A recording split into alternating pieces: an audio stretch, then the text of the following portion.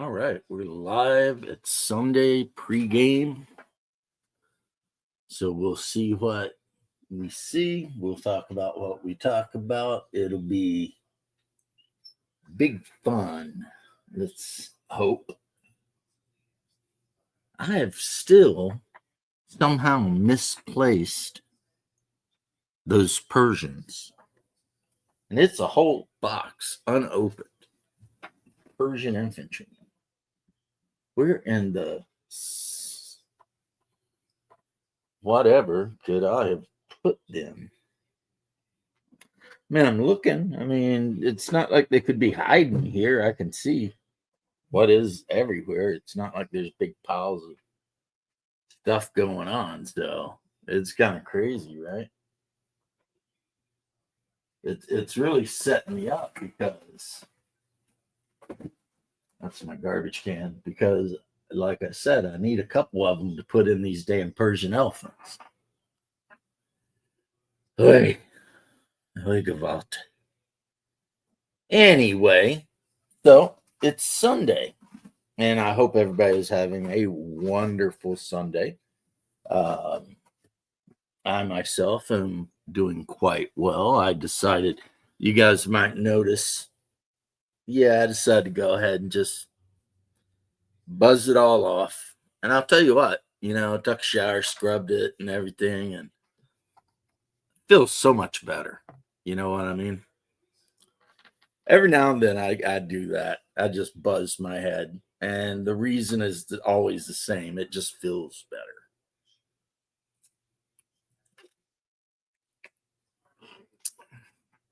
A bonus is my wife thinks it's a lot more attractive. So she told me that. She's like, that's way more attractive than the way it used to be. Yo, Daniel Berry, Sports Highlights. Thank you for dropping by, bro. Always a pleasure, of course. But so, yes, head is shaved, but it's okay. My wife thinks it's attractive. So there you go. Winning. Just winning after winning, right? Let me see here. I found this sprue and I'm like, what the hell is this sprue? And then I looked at it and I was like, oh, those are U.S. infantrymen from like the 70s, maybe late 60s. I have a couple of boxes of VC, NVA, and Army and Marines, even though I'll be honest with you, you would have to look really, really close to tell the difference between the Marines and the Army guys. So that's pretty cool. We got 203 over here. We got a Law rocket. That's nice. Thumper, which is an M79. Got our Thumper. Where is our M60 at though? Lots of Thumpers. But I'm not seeing an M60. And James Lowry. Hola, amigo, ¿cómo estás?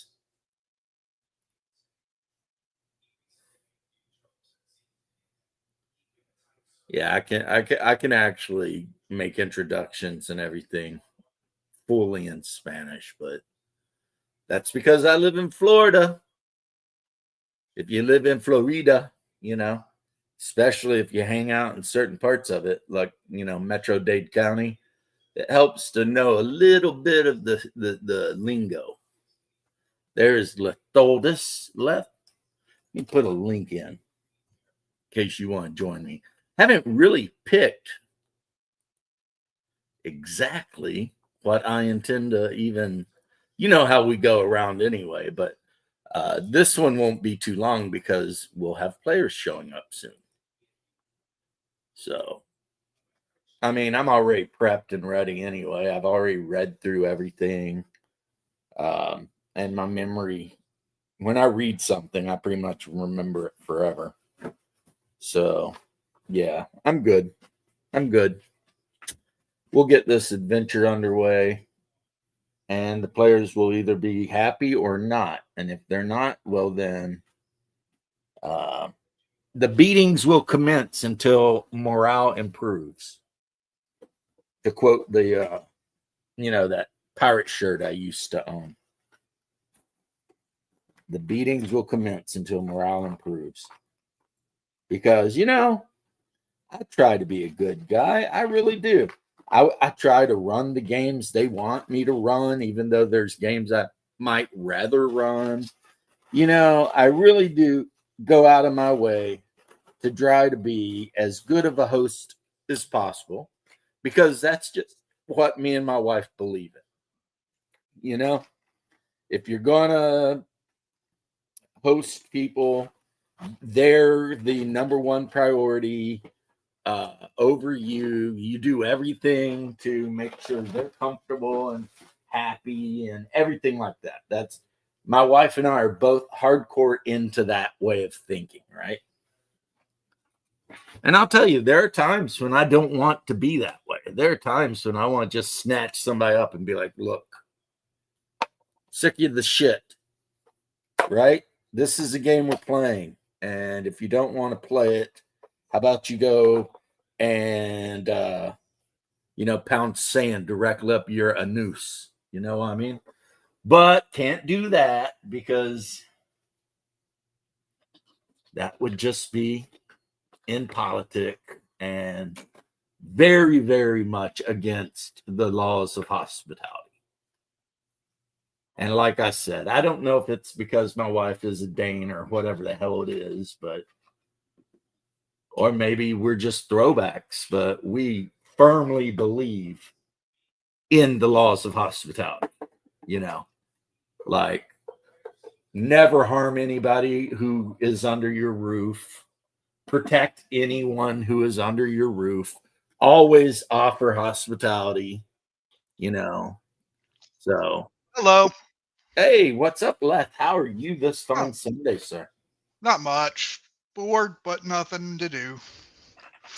Well, hopefully you won't be bored hanging out with me on the show. Yeah, this will be much more fun.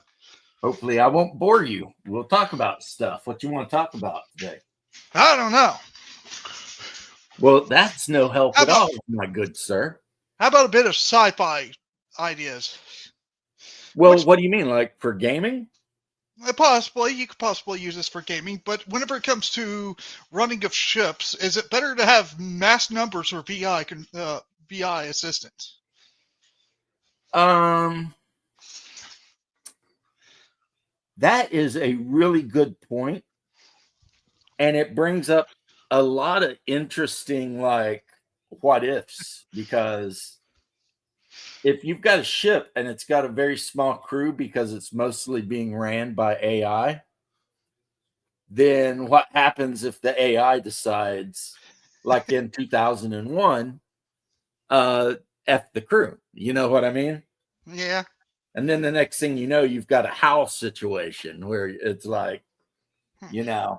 he's flushing people out of airlocks and stuff like that. How much crew? See, Traveler, people need to remember that Traveler was written in the 70s by a electrical engineer. So when he talks about how much crew it would take to run a ship, and this is not hate towards Mark Miller, but I just don't think he understood automation. Um, the fact that you would have fiber optics from the bridge to various places. Um, I guess what I'm saying is, I don't think you need that much crew. Probably No not. matter how big a ship is, it really doesn't matter. You're going to need the engineering staff, of course, to make the engines run. Yeah. And you're going to need some bosuns who basically do all the day-to-day, maintenance, painting and chipping off rust or whatever the hell. And then you're going to have the bridge staff who pretty much set in a little room somewhere in the ship and do all the stuff that makes the ship go. And then if you're worried about, like, depending on the setting, like in Traveler, you would of course probably have a security detail because piracy and stuff like that. Or if you're behind the claw, you never know if you're going to have to go to war with the Zodani. And by the time the Imperium would even know that you're at war, the war would probably be over anyway because of the speed of, messages, the speed of starships. So they don't have faster than light communication. So there's been multiple wars in the setting where the people back at the Imperial capital, by the time they found out a war was going on, it was already over. Yeah, you know what I mean? Yeah. Like it already been handled. So, but no, I don't know. What do you think?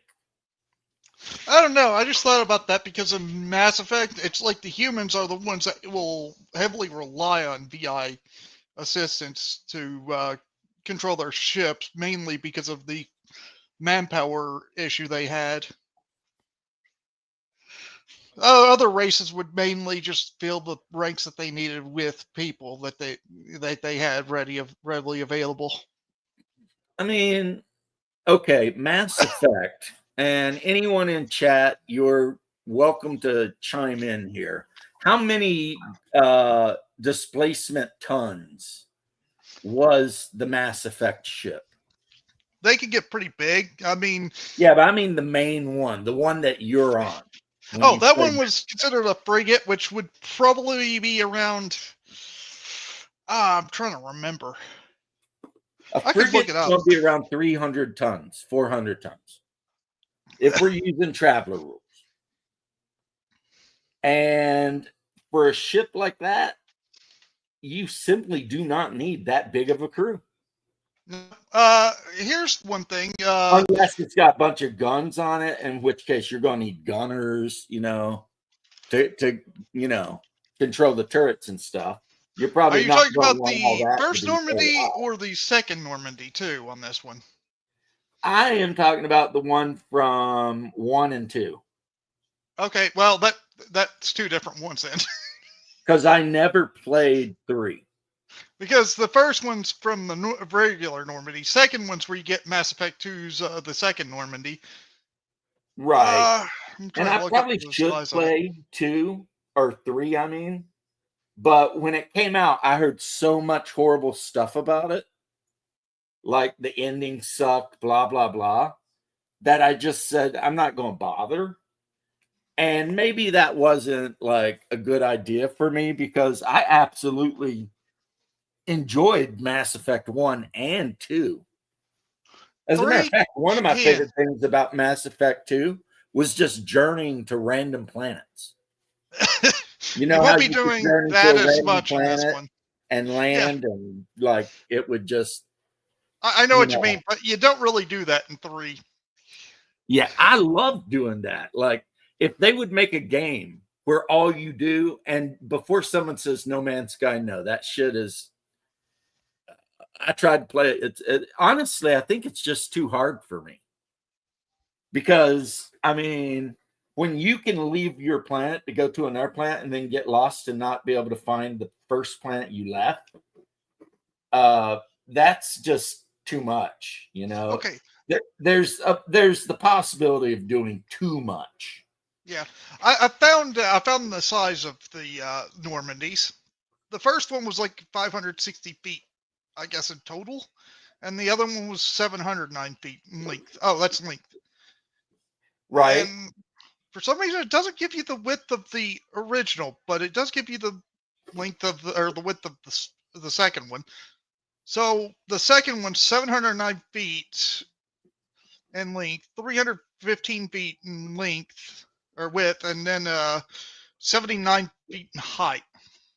Which means we would have to convert that to metric I and could then I can divide give you that metric too. the total number by 3, I believe. Okay. Or 216. Okay, it's 216 meters by 96 by 24. Right. So yeah, you would basically try to find out how many cubic meters that would be. Okay. So it would basically be those numbers divided by 4. and then that would be displacement ton, which doesn't actually represent ton as a measurement of weight. It represents space that a ton of hydrogen would fill. That's like what displacement is. It's not like, because if you look at 100-ton M1 Abrams, it's 100 tons. If you put on a scale, it's 100 tons. But with ships, displacement is like how much of a gas or whatever do they displace. It's a totally different thing. So yeah. Wait, so So do what you you're add them describing is together? like a frigate. It's like a 400-ton ship, Yeah. maybe. And that's not even considered to be a very large ship at all. No. In classic Traveler, that's like a planetary defense boat or something. I mean, because they have battleships that literally go into the tens of thousands of tons. Yeah, there's bigger ships in there. That was just a frigate of the Alliance See, the one and thing, Cerberus. even though I did end up marrying what's her name, the one that always had to wear the mask and the suit because Allie. otherwise she would die. Yeah, she would die of allergies. Yes. Yeah, because she was allergic to like the world and everything in it. Weak immune system, really. It was allergies and sickness, basically. Well, because I never could get the hot black-haired chick to want to have anything to do with me. It's pretty easy. She's not that hard to It's pretty easy. I could romance. never do it, so obviously it's not that easy. I mean, if it was pretty easy, I would have had the hot black-haired chick, right? Really, I think the one that's hardest was actually Jack. Which one's Jack? She was the one with a bunch of tattoos. The crazy one. I slept with her. And then I found out that if you sleep with Jack, you can never get Miranda or whatever. Ah. But you could get the one in the suit. Tally. Because there's like a part of the game, I think the second game, where you go down to the where Jack's staying, which is like down in the engine compartment somewhere. Yep. And you're talking to her, and she actually is like, "Hey, would you like to get it on?" Yep. And I was like, "Okay." And I didn't know it was gonna like screw up, Miranda. everything else. But I mean, am I one to leave a damsel in distress hanging? No, of course not. She's not so much a damsel in distress. She's just really, really not so much a damsel in distress as a traumatized predator. Yes. But anyway, right? But anyway, we'll overlook that. I slept with the weird tattooed chick that was crazy and had all kinds of, I'm having issues. I'll be back in a second. I might just need to restart my computer. Okay. I'm sorry to hear that. But yeah, sci-fi is like a genre of gaming I would absolutely be like all about. But some of you guys already know this. A lot of people just do not give a shit about sci-fi. And that is just what it is. And, I don't know. When I was young, Star Frontiers, Traveler. I mean, we even tried to figure out how to play, what's it called?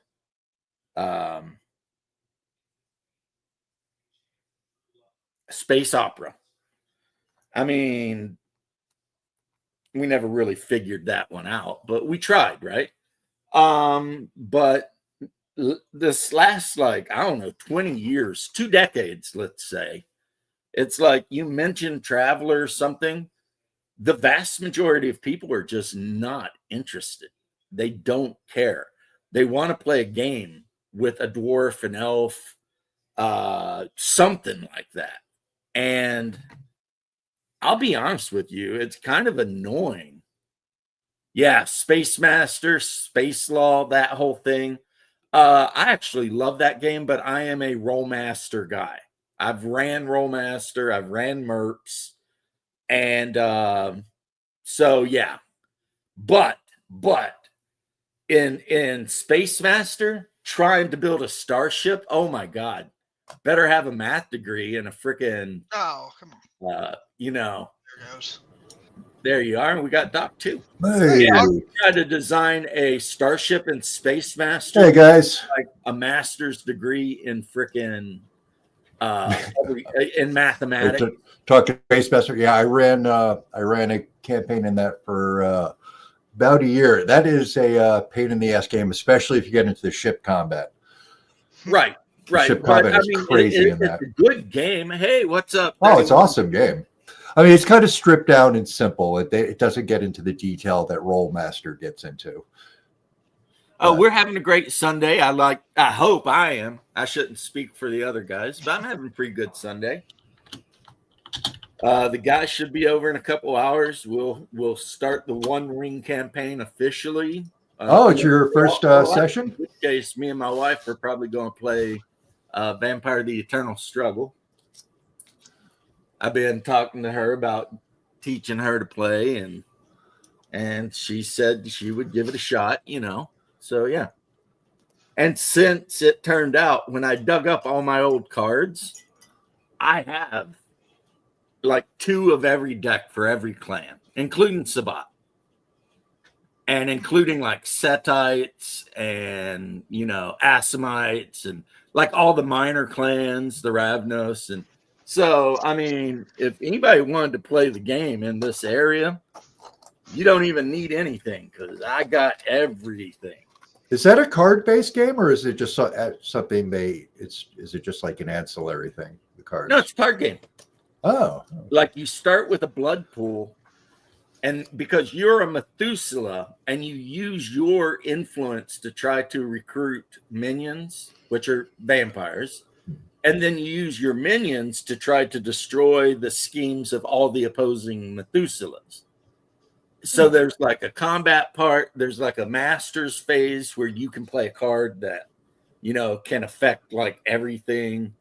There's a phase where you can have votes. Like somebody can call for a vote. Let's say you're playing Camarilla and somebody's got a Camarilla Primogen or something under their control. Then they can just tap that guy and throw a vote card out. And some of the vote cards are brutal. Like, so you're like playing a clan as opposed to a specific character. You can mix it up. You can play a clan. You can whatever you want to do. I mean, if there's no rules about mixing vampires, except I think you shouldn't mix Cam and Sabbat. But like, if you're building a Sabbat deck and you want to use multiple clans, which would be realistic for them, I would just say find 3 clans that share 2 disciplines. You know what I mean? So like Nosferatu got obfuscate and whatever, and then you'd want something else with obfuscate and whatever, and something else with obfuscate and whatever, and then that 3rd discipline, who cares? You throw a couple cards in, of course, but mainly you worry about those 2. Then you could have whatever you want. Because there's no mana in the game. Everyone starts with 30 blood pool. And when you are depleted of your blood pool or influence, you're out. And that's just it. And in order to recruit a vampire, you have to expend your blood pool to recruit the vampire. Is there a way to get more? Yes, there's tons of ways to get more, like votes. There's votes where you can like divide 5 between 2 or 3 people, and if the vote carries, 2 of the people gain that many blood pool and the 3rd person loses that many. But the vote has to pass, and then there's ways to interrupt votes and and of course if you're playing against a clan that has presence and decides to throw a bunch of political cards in, then that's going to make it hard because you're going to call a vote and they're going to play, their master presence card that gives them like plus 10 votes or some shit. Ah. Because presence is a vampire ability you probably know that allows you to influence people.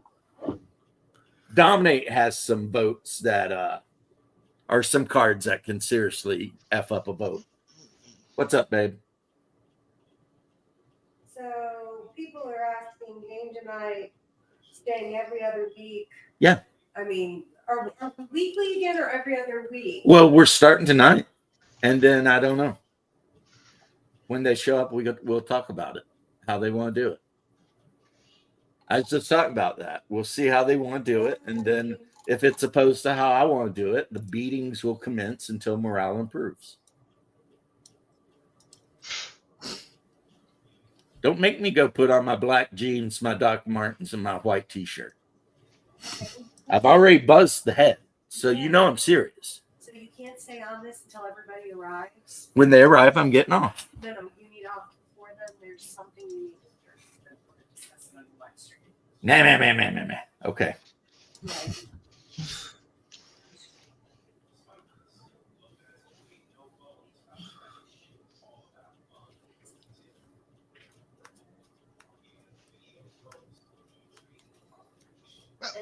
Shootsy.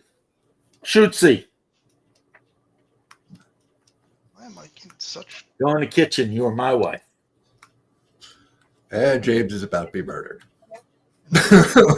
Live on stream. Yeah, nah. For the relay community. I will tell you what I know about Slav life. Right. Excellent advice there, Six Nations. Just don't end up on a milk carton, homie. No. If she was going to kill me, she'd wait till I was asleep and put a bullet in my head. Efficiency, very important. Yeah, efficiency and the least likelihood of her being damaged. Yeah, I had a Russian girlfriend, and when I was in Korea briefly, she told me a story about her father hit her mother one time, and she was just like, the mother just got all calm. He's like, okay, and then that night she kicked him in bed. He was standing over him with a big pot of boiling water, and said nothing. For a minute, then just put it away, and then went back to bed.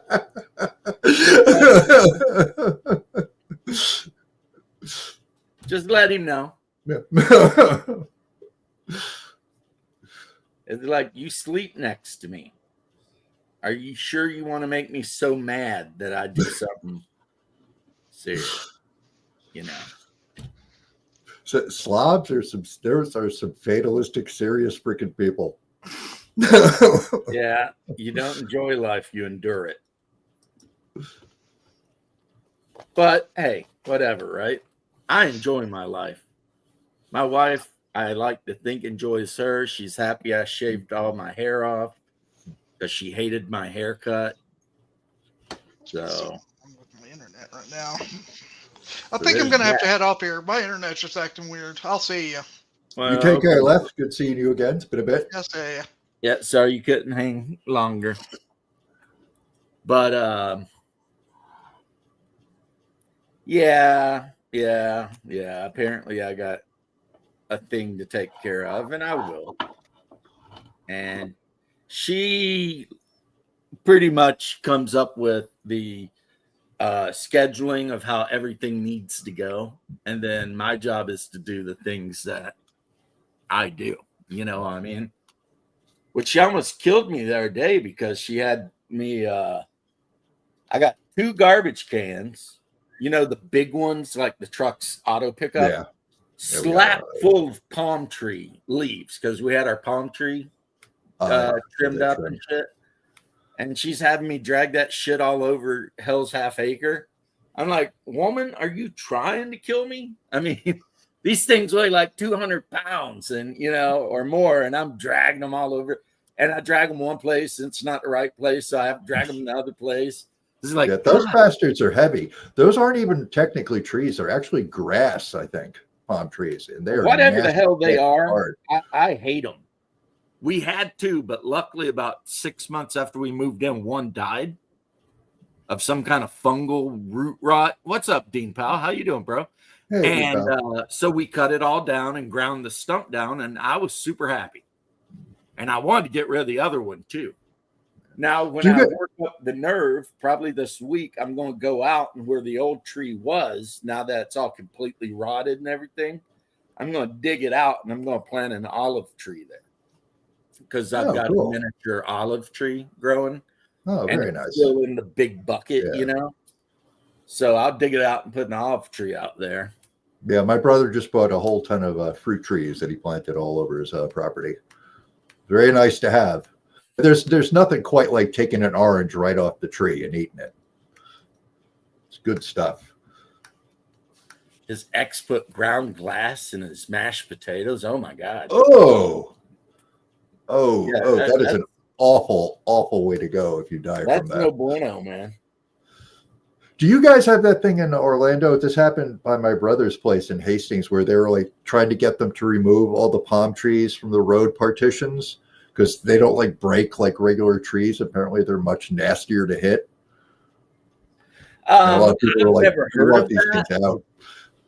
Yeah, I've never heard of that, but I do know that when I worked for the city in the water department, we would have to move the mains because the streets that have a island in the middle of them, they were planting like dogwood or whatever, you know. Oh, it was breaking into the pipes and shit. And stuff, you know. They were not planting palm trees anywhere. So I don't know if it's like what you're saying or they just really like the flowering trees. Yeah, they don't give it all, I think, is the problem. And They're just we, of basically course, I was holes. working in the water department, which meant we would have to go and dig up all of the sewer and water lines and move them over, you know. No, that's got to be fun. You know, because the trees, but I'll tell you what, when I worked up there, which would be 20 years ago at least, we would go out and they'd be like, okay, we got a sewer blockage. We'd dig this thing up and it would be, the sewer line would be made out of wood. Like wood slats, like a barrel wrapped in tar paper. Yeah. That would be the sewer main. And it was just like, okay, that makes sense. They put the sewer line in like 1880. Yeah. But still, you know, it's kind of crazy. So we'd have to remove all of that and then put in actual, you know, concrete and stuff. Yeah. Well, we actually used green plastic. I don't know what. Okay. It's really hard plastic. So I don't think it was propylene, but whatever it was colored green because sewer. Anytime you put in a water main, the pipe would be blue. That way, if you dig up and you find a pipe, you can immediately know what it is just by looking at what it is. And then reclaim is purple. And then if you accidentally dig up a gray pipe, that's electricity. Leave that alone. Or fiber optic. Yeah, don't mess with that. You know what? I mean, palm trees are one of the oldest, like, plants that, like, trees ever. You know, like millions of years ago, there were palm trees before there were pines or anything else like that. I mean, they are just an incredibly ancient order of plant life. Looking forward to Acts 2. Nice. Yeah, I finally got the letter that the shipping container full of all of the Talislanta books landed like 20 days ago, and they're sending them all out. So I'm pretty stoked. Where does that come from? China, of course. Oh, is it? Oh, China. Oh, they are printed over there? In America, it's written by a guy named Sechi. They probably just have them printed in China. But they, of course, had them all printed in China, and they need to fix. They gave out STLs for some of the characters because you know Talislanta is so weird that it's not like you could just use D&D figures for most of the characters, right? That's the one with all the crazy races. They're like none of the standard races. Yeah, the only race you could consider being standard in that game would be the humans. And even the humans are like 30 types of human. that look totally different. Like if you're from the kingdom of Simril, you're human, but you have greenish colored skin. And if you're from the kingdom of Am, you have topaz colored skin. So your skin's actually yellowish, you know. And if you're from Rajasthan, you have dark skin, you know. I mean, so there's a lot of humans. But then there's the subhumans, which are like pretty much all the non-humans. And it has to do with at some point thousands of years ago in the past, there were two really powerful magical kingdoms. And as you know, the thing, they went to war and As you do. started creating things to fight the war for them. And then after Slave races. their slaves still lived. Yeah. So that's where you get a lot of the subhumans like the and stuff like that. I mean, And it's probably a tiny bit resentful. character. Go ahead. And probably a tiny bit resentful about the former masters. Oh, super resentful. Like the clans, the Iraq, I mean, these guys will kill and eat you without even thinking about it. I mean, there's even like one of the timelines in Taslanta, someone unites all of the subhumans and basically wipes out like half of the kingdoms in Taslanta. And then you play in that era, you know, the era of the subhumans. But I mean, it's a game where you can have a character at the table playing a paladin of Am who is super dedicated to their god and believes there's only one god, Am. And the next player could be playing a chronomaster, which is basically a technologist. And then, you know, you could have a guy literally playing an android that was built 1,000 years ago and they're still cool. around. You could have a guy playing a 4-armed jungle dwelling cannibalistic asshat that decided to be a mercenary. I mean, there's like 100. Oh, that's cool. Depending on which edition we're talking about in Taslanta, there's between 100 and 150 playable archetypes. And since it's a skill-based game, you know, you basically are either a fighter mage, mage fighter, mage. Oh, that's kind of cool. Yeah, I kind of like that actually. Yeah. Because if you're one of the hybrids, one of the two parts has to be the bigger part. Yeah. And the other part. Yeah, that makes sense actually. So, like a cleric of Am is actually a fighter mage. Okay, so everything falls within that 4. Yeah, all of the that's cool. Fit within. Like if you play a what are they called? A thrall. They're the humans that tattoo themselves. Well, they're not humans. They were created during the time of the Great War. They all look identical, and they're albino. So they tattoo themselves so that they can have a little bit of individuality. Yeah.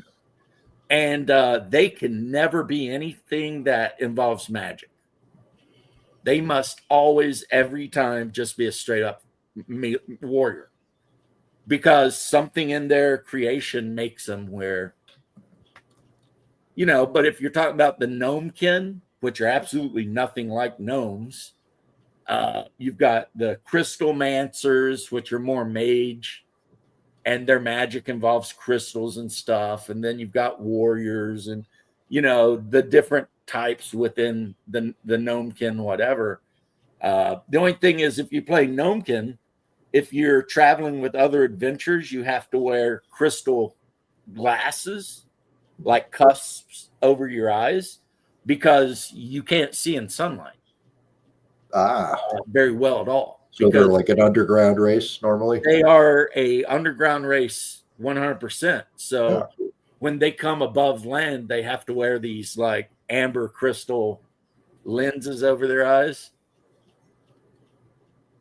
Yeah, and it's so weird too. Taslanta is like the easiest game to play. You roll a die 20 versus whatever, And if you beat a 10, you basically succeed. And so it's basically you take your character's attribute and skill bonus, add it together, roll the die 10, and the higher you roll, the better you did. But I mean, there are some complications. The GM can add, penalties and whatever. And then in combat, it's opposed. So if you attack a person, you roll die 20 and add all of the appropriate modifiers. They roll their die 20 and add their appropriate modifiers. And then whoever rolls the highest succeeds at either attacking or defending themselves. And then the defender on his turn will get to attack, right? If you roll a 10, you do half damage. 15 and above, that's full damage. 20 and above is a critical hit, double damage. Oh, that's cool. So it's incorporated right into the roll. Okay, that's cool. Right. And then, of Big course, steps out. That's always like nice. nine to whatever is like a normal failure, but not real bad. But if it's like a 1 or below, it's like a crit failure and something really bad could happen. Like you could trip or your weapon could break or whatever. But I've ran Talislanta a few times for my group and they all loved it. Like when we played and they went to the Emerald City, which is the capital of the Cimmerillion Empire. And they call it that because most of the buildings are made out of green glass and stuff like that. They were having the time of their lives running around and like airships they're not common, but they're not super rare either. Oh, that's got what, like Zeppelins with like boats hanging off them kind of thing? Whatever you can imagine. Oh, okay. Like some airships are powered by some powerful, magic that just allows them to fly about. Some might have inflatable things. It just depends who built them. Yeah, cool. There's an actual city that floats a mile above the surface of Tauslanta, and it's held in place by chains that are so huge. Like one link is like massive, right? And a spike drilled into the ground, and there's 3 of these that hold this floating city in place. Cool. What's it but to keep? No one really knows who built it or why. Oh, that's cool. I like that. But people live in it. Ew. The chronomancers, the ones that build the flying ships mostly. And then you have a whole section of the continent called Khazad, which is like cold and barren and full of nothing but graves and tombstones and pyramids, of the dead and stuff like that. But no one's 100% sure why, and that's just kind of how Talislanta is. It's like such an old world and it's had so much go on that it's like, you could play a game where your characters spend years of real life time just seeking out the lore of the different parts of Tauslanta. Plus, it's as big as the United States because it kind of is the United States. Oh, it's like a far future thing, or like if you look at the map, they basically keep most of Canada and they chop Mexico off, and Florida is half submerged. So there's islands there, but Florida's half. But I mean, the coastlines other than that are dead on, right? No. And then the far northern part where the Canadians are ruled over by ice giants, which are gigantic beings made of ice that hate everything. But there's also the Lyran, which are humans that have adapted to living in that cold weather. So they don't even have to wear like furs and stuff. Cold is just normal to them. And you can play a Lyran, which, might be very uncomfortable if you go to the far south into the Mog swamps and stuff. But I mean, it is an underplayed game. I have every edition of it. And of course, when the guy who created it originally said he was coming out with the 6th and final edition for all time, I jumped on board. I got the biggest one you can, So I should be getting dice and like a bunch of books, and they already sent me the PDF. So, and I'll tell you, the books are beautiful. Now, the one book I won't use is one of the books in the slipcase allows you to play Taslanta using 5th edition D&D rules. Ooh. And I'm going to do that. But I mean, on the other hand, if it does get somebody playing the game, Yeah, that's cool. then it's just a bonus, you know, it's just good stuff. Because the biggest problem with Taslanta is just people. When Taslanta came out in like the very early 80s, most people were just too involved with AD&D. So Taslanta never really did get a fair shot, you know. Yeah, very few games get much attention because of the giant in the room, which is D&D. Yeah, AD&D was definitely the gorilla in the room. I mean, I think that's going to change over the next couple of years, though, the way things are heading. I think it already has. Yeah. I mean, you look at, why 5e? Because it was the current edition. Yeah. So, and I mean, it would be easy to convert from the 5e to any version of D&D you wanted. So, in a way, you could take your 5e conversion book and just convert it to OSC Advanced, and there you go. I mean, it might take a little work, but you could do that if you really want to use AD&D or OSC or whatever to run Taslanta, which I would be okay with, but I think the Taslanta rules themselves work just fine.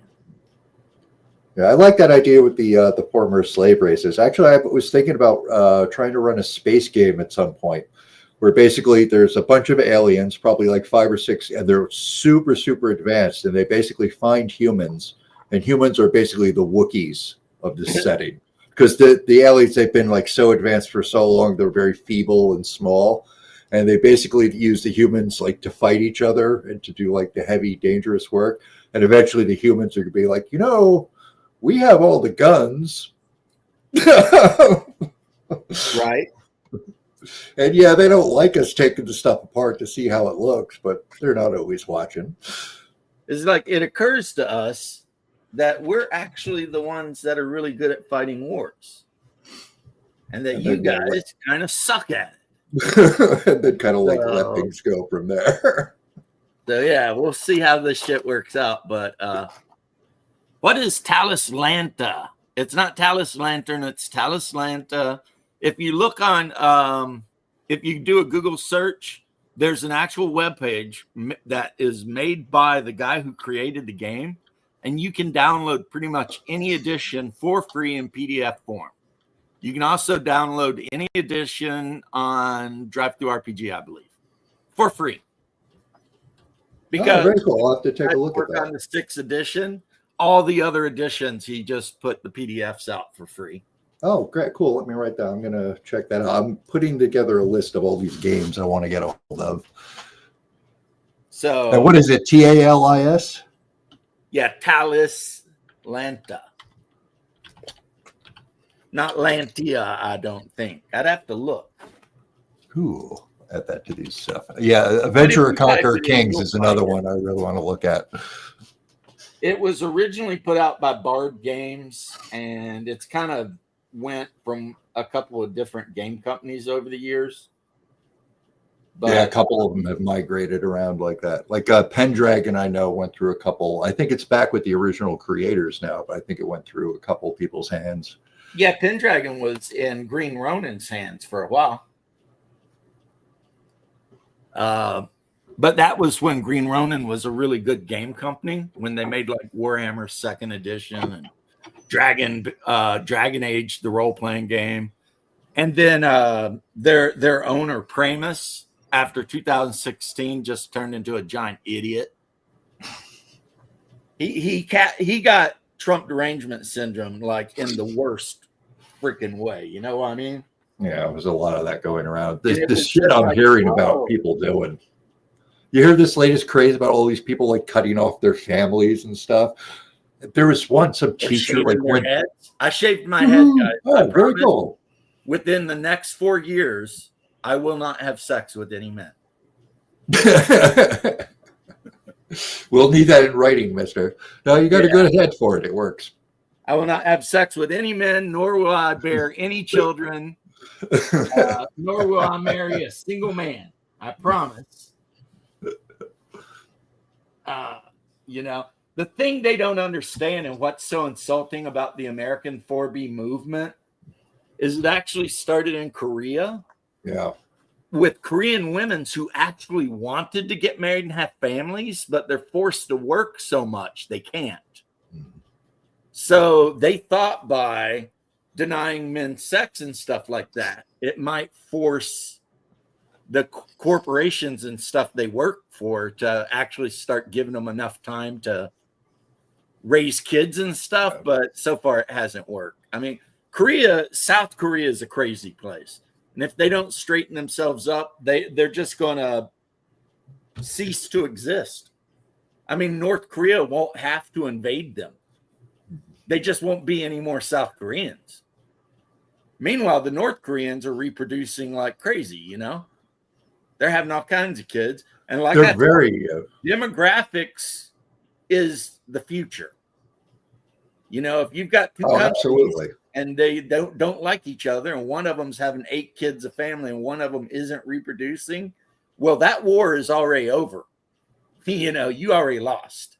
Yeah, when I was stationed over there, this was like 25 years ago, there was, I think, 3 presidents deposed in like the year and a half I was there. Yeah, they're very unstable. There's a lot of money coming into the country, but it's also in a lot of ways, it's not very well distributed. It's like a lot of South Korea is a big giant sweatshop. Right. Yeah, and what's funny is we all liked that one guy singing Gundam Style. But the whole song is just about the people who live in the wealthiest part of Seoul, South Korea, which is the Gundam neighborhood. And like kind of bragging about it and making fun of everyone who doesn't live there. Yeah. And the guy who sang the song hates the United States. Like in speeches and shit, he has talked so much shit about the U.S. and how we should leave their country, which I agree with him on. But you know, we don't need to be the Rock Army is more than capable of dealing with North Korea, which couldn't even supply an invasion. They would starve if they tried it. They would starve to death in 2 weeks. Right. So it's like we're basically feeding them. Whatever his name is, I'm all like, I agree with you, homie. We should leave. You can handle your own business. We don't need to be involved. And next up, yeah, I saw, not that I want to make this too political, but did you see Zelensky in his interview talking about how Ukraine is an independent nation and no one will tell Ukraine they have to sit down and whatever, come to any agreements and blah, blah, blah. He's talking a lot of shit. He'll back down the second. And it's Trump like, fine, let the Russians keep grinding you down then. I mean, because you're not getting anything from us. So yeah, he's trying to pressure Trump to like siding with him and forcing concessions from Putin. Yeah, he's dealing with the wrong guy. He's dealing with the wrong guy. He's fucking with the wrong dude. You don't piss on that guy's feet. Give a shit. Yeah, you don't piss on his feet and expect him to get what you want out of him, because he'll be just like, okay, fuck you, you're cut off. Good luck. Good luck. Yep. Good luck. And then I've had people join the stream and be like, but if we don't stop them in Ukraine, they'll invade Poland. And it's like, they are not invading Poland. No, that is insane. We provoked the Russians. People don't want to talk that. We start all this shit because we swore to them, oh no, we'll never let Ukraine in NATO. Yep. You know, we're not we fucked with them. Will we move?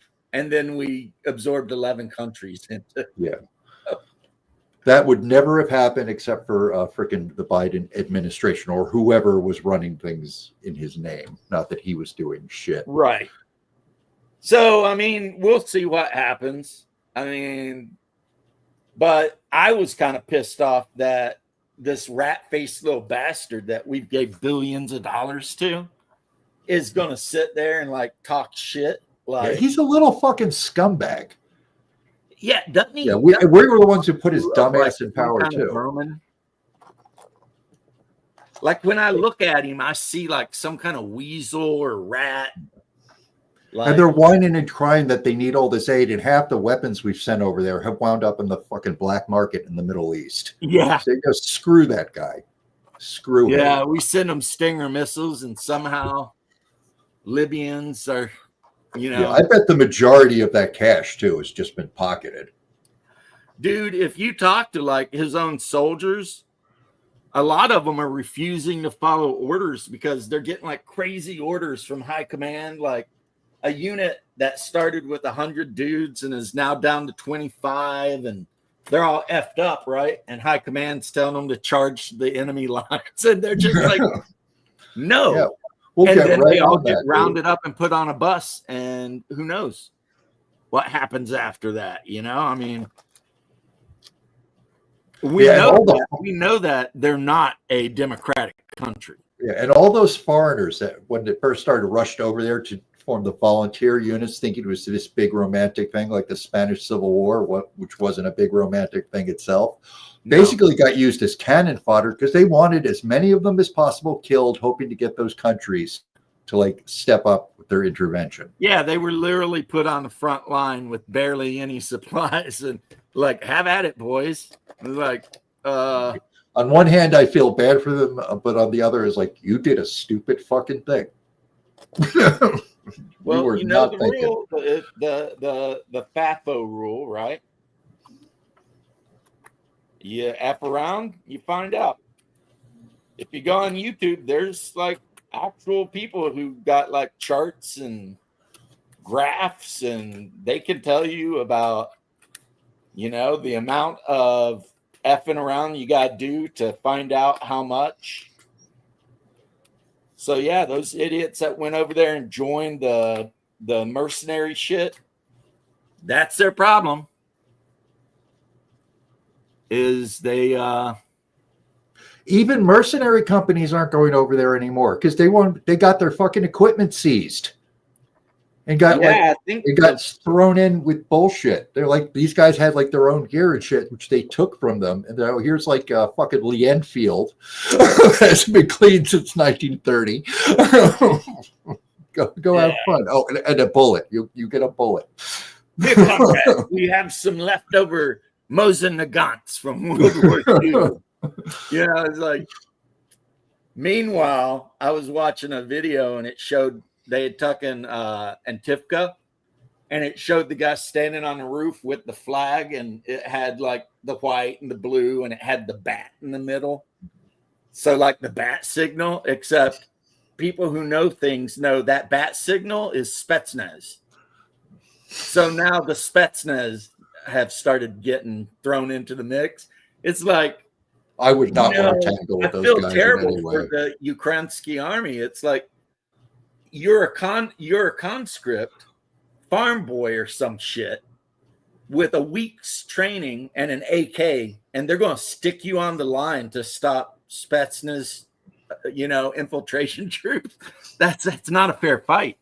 There was a really funny. It wasn't exactly a documentary, but they did this like this was a couple of years ago. They got like Green Berets and Rangers and basically all these special forces guys, representatives, to take part in these like competitions to see who was like the most badass. Like the Foreign Legion was there, and it was funny because the Spetsnaz guy, they were doing like the grenade drill where they had to like put a grenade, I think, in an old washing machine, and the other guys are all doing the tactical rolls and shit, and like throwing it. The Spetsnaz guy like walking with a cigarette in his mouth, pulls out, like scrolls out.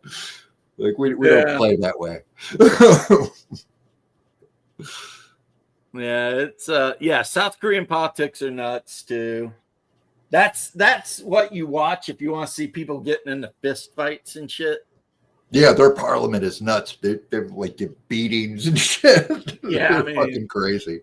Yeah, they get passionate about stuff. That's a fact. But Yeah, I mean, I would always, if anyone asks me who's the best special operations troops, I can't not say the Green Berets because I am biased as hell and I accept my bias. You know, I remember listening to that sergeant, singing the whole, make my son one of America's best, Oh yeah. and all that. And it's like, and that the dude who sang the song was like a staff sergeant in the Green Berets.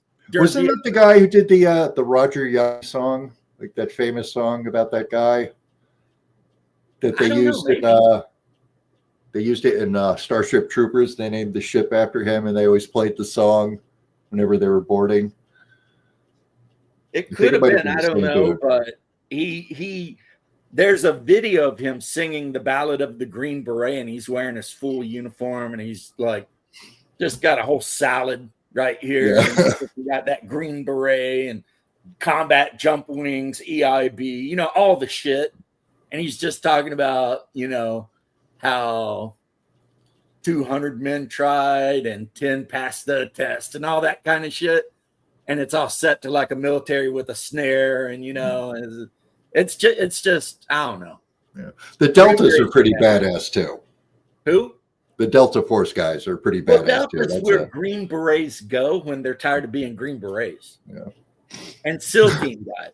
When a SEAL team guy's decided that he's done everything he's going to do in a SEAL team, he goes and joins Delta, and then does crazier shit. And you can always pick them out because they all have long hair and beards because they let them. That's what I was going to say. Yeah. You see them on Fort Stewart in their little compound with their freaking gargoyle sunglasses and their beard, and long hair, wearing freaking just plain tactical jeans and whatever they're wearing, like it's like, yeah, those are not the guys to mess with.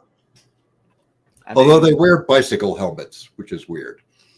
Yeah, those weird black bicycle helmets. Yeah, it's like, but hey, you do you, man. Those guys, they're badasses. I definitely don't want to fight any of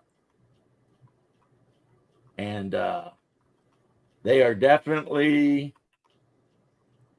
badasses. I like if they send Delta into someplace, it's like 100% for sure somebody's getting killed. It's like they don't send Delta in unless somebody is getting killed. Something really bad is getting ready to happen to somebody. But that's also like SEAL teams. If SEAL Team 6 is showing up, somebody's dying. That's just what they do.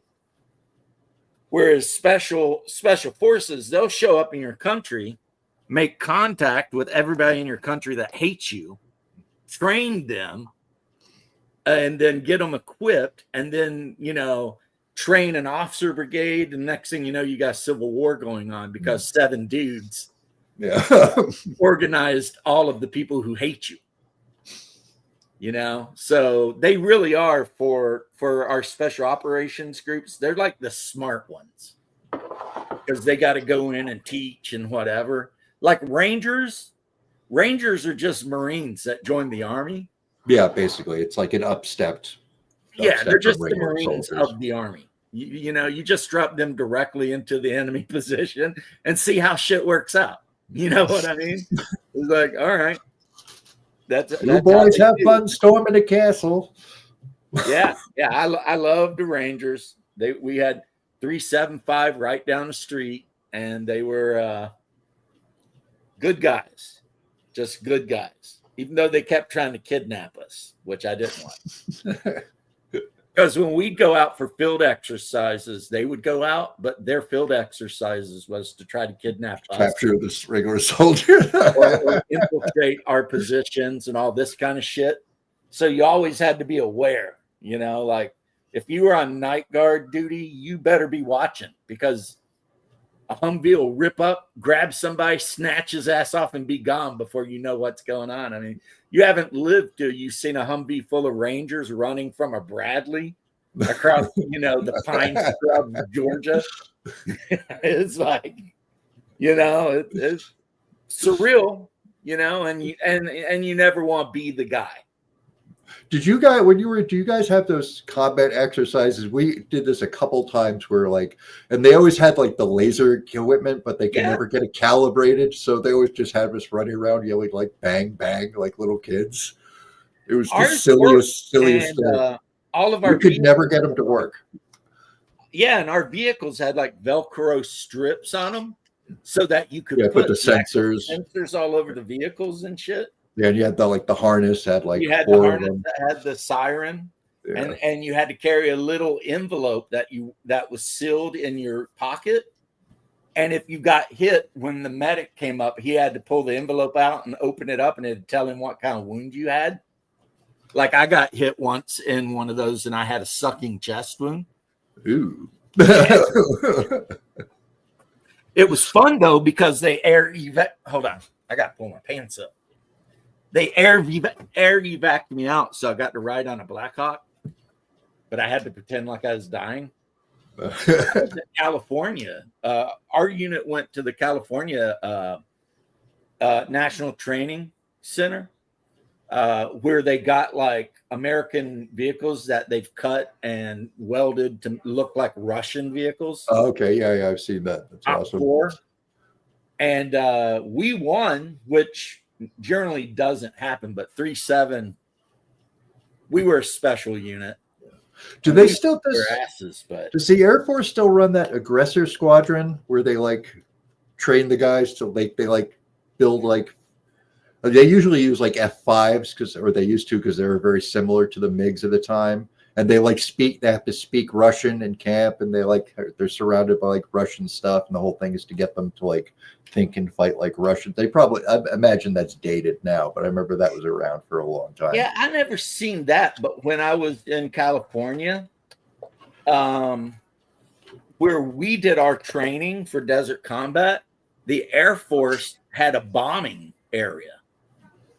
And I remember sitting on the back of the freaking Bradley and watching like all the different Air Force shit come over and drop stuff. And I mean, granted, I was like a mile away, but it still shook the ground. Oh, that shit is loud. I remember when they do that with artillery at Fort Sill once in a while. They'll take you all out and watch them shoot the stuff. That crap is loud. Yeah, I remember that actually in Iraq because we had stopped for a minute and there was a battery of like 155s. And I don't know who was calling it in and where it was going, but they started boom, boom, boom. And I mean, you could feel it in your ribs. Yeah, you felt the compression. It wasn't even just the sound. You could feel the air like smacking you around. It was like, somebody somewhere downrange is having a really bad day about right now. You're absolutely right, Six Nations. This is a problem in the military. The gear is always. I remember every time we went into the field, we'd spend 2 whole days trying to make our radios work. And you could go buy some shit from Radio Shack that you could use out of the box. But our super military stuff was always just this hot freaking mess. PRC-20 and shit, they were always broke. And our unit talk to each other in the motor pool. When we went out, one time they had us set up like it was supposed to be like it was an AM radio that was supposed to be able to like reach basically anywhere. We set that up, and that was kind of cool. But I happened to be in the Army during the time when GPS become a thing because they issued us a GPS thing, and you could literally just sit on the back of the vehicle and type in the thing, and then it would give you a 10-digit grid coordinate. And then you just look at the map and be like, that's where we are, And then about a month before we actually invaded Iraq, they just stopped using radios altogether and started issuing everyone these mobiles, which was like pluggers. It was a phone. That big fat if you wanted to call a battalion for something, you literally, it was like you had a list of numbers, battalion is this, and you'd be like, and then it would go through a switchboard, and then somebody'd answer, this is battalion. You know, like we got issues. Those they're these big, badass cell phone looking things, and it had the GPS. Ours had the GPS built into it. See, ours were two different things. We had the fat phones, and then we had the GPS, which was like a box. Yeah. But yeah, you see the point. I mean, by the time the Gulf War was over, like radio systems and shit like that were like superfluous. That's mainly for vehicles. It's like there's no reason for it. If you want to call in artillery, you don't have to get on the radio and play that game. You can literally just call the battery, you know, directly. Like you can call the battery's command and be like, look, you know, we need artillery at this grid coordinate, blah, blah, blah. Of course, you got to do it the military way, but I mean, you're on a phone and you're just being like, you know, we've got this here, whatever, grid coordinates, whatever. You know, and then they'll fire one out, and if it hits on target, then you just say fire for effect, and then they unload the whole freaking battery, and usually that'll be enough. I mean, you know, and God forbid you slip up and say repeat on a military radio. I did that one time. I got shoot out so bad because that has a very specific meaning in the military. Yeah, meaning. It's always say again to do with artillery. Yeah, it's always say again. If you say repeat, that you get yelled at for like 10 minutes straight. People on TV, they always get it wrong too, because they always like, they'll be talking on the radio and they'll be like, over and out. And they don't understand that you say over when you expect the other guy to respond to you, and out when you don't. Yeah. So you're basically saying, hey, come back. Never mind. You know, it's like, what? But yeah, by the time we went into Iraq, no one gave a shit about the PRCs inside the Bradley. You know, the Bradley commander had a freaking cell phone. If he needed anything, he could call battalion, brigade command, whatever, you know, artillery, whatever. I mean, and if we needed to know where we were, we could just type that shit in and then look at the map, because, you know, you just index it from top and side. And it's even easier now because they get live satellite views. You could literally just pull up the screen, like touch it where you want it to hit it, and it'll bring you up all the coordinates. One of the things that messed up the Germans so bad is we were the only military in World War II where anyone could call it an artillery strike. Because almost every other military was this huge procedure. You had to get an officer to do it. No, in the U.S. military, it's like some private could just pick up a radio and call an artillery strike. Yeah, with the Germans, they would have like liaison officers attached to infantry units. That was one of their biggest problems. Is everything was so overwrought and complicated. The way you had to go through the liaison officer and talk to him, and then he had to talk to somebody, and is like, whatever, you know, like 99% of the Soviet army couldn't read a map. Their infantrymen were not trained to read maps. Yeah, they were peasant farmers and shit. Yep. The only ones who were trained to read the maps would be NCOs. Hey, Bear. Bear, how are you, sir? I hope you've had a big plate of butter tart today and you're feeling happy. The belly feeling better? No. Well, not at all. You need some butter tarts. No, that would be the worst thing that I could do right now, would be to jam a bunch of creamy sugar into my system. Yeah, but I got fucking 10 codes. So I'm like, oh yeah, I remember 10 codes. Oh, they were annoying. Oh my god, they were so tiresome. Especially when you had some fucking RoboCop on your team who was going to use 10 code for everything. 10-3. The fuck, give me the fucking book. What is it? 10-3? Stop transmitting. Go fuck yourself. I mean, we even reduced it down to just what's your 20. You know, like 10-20 was what's your 20? Fuck, you know. For us, we were talking about 10-digit coordinates, which could put around within a meter of whatever you're talking about. Yeah. Because the more numbers you add, the more precise you get. Yeah. But you stop at 10, because, I mean, if putting around within 3 feet of something ain't good enough, then third buttonhole from the bottom. I mean, you probably could have got with the GPS machine 12, 14 digits, but the artillery guy would have yelled at you. If you've been like, following coordinates and stringed out 16 numbers, like, what the fuck is wrong with you? So what was your 10 code for a bio break in the military? There was no 10 code. Yeah, we never used them. Security is 10-100. I'm going 10-100. See you in a bit. Like if you wanted to take a poop, you just said, I'm going to the latrine. Oh no, we weren't allowed to talk like humans. How dare we talk like humans? There might be a crack into our frequency on it that he somehow didn't hawk for crack. Codes in the fire department that we had to use because people would buy radios and listen to us. And so, like, if you ran on somebody and they were dead, that was a code 7.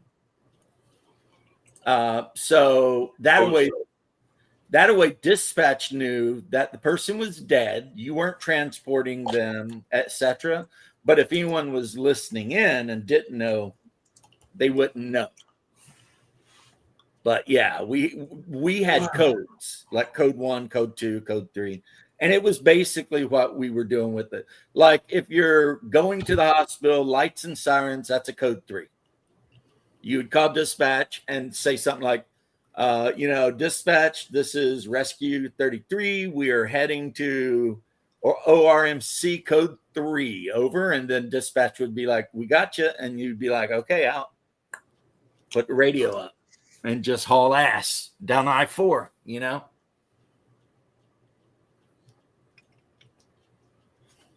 One second. Yeah, haul ass down I-4, get off at Kelsey, cut across to Orange, up Orange Avenue to ORMC, and then run around and dump the patient off and hopefully get the hell out of Dodge. Well, that's all good. That didn't always happen. That's how the commies get you, yeah. A tree lane? Yeah, I think the difference, though, Jeff, is I was in a mech unit. So we were like, I'm going to go take a poop. You know what I mean? And everybody be like, all right. And you always had to take your partner with you to guard you while you were pooping out in the desert. 4 o'clock, so none of my gamers should be here. Whose dog is having a conniption? That's not mine for once. Somebody rung the doorbell. Fucking doorbell ringing cocksuckers. Bear. I'm here. What? We have a dog named Bear too. My female friend, the paramedic, she has a dog named Bear, but she named him after me. Our German neighbor has an Old English, and it's one of those full-size Old English bulldogs. It's a female, much, much older than our little puppy, but he has like the biggest crush on her, but he's also terrified of her. It's so funny. Like he'll run up to be near and smell her, and as soon as she turns around, he'll take off running. It's like one time I held him down so she could smell him, and he just pissed himself. I was like, smooth, very smooth, Like, but he'll shut up if I start yelling at him in Russian. Bear, yet.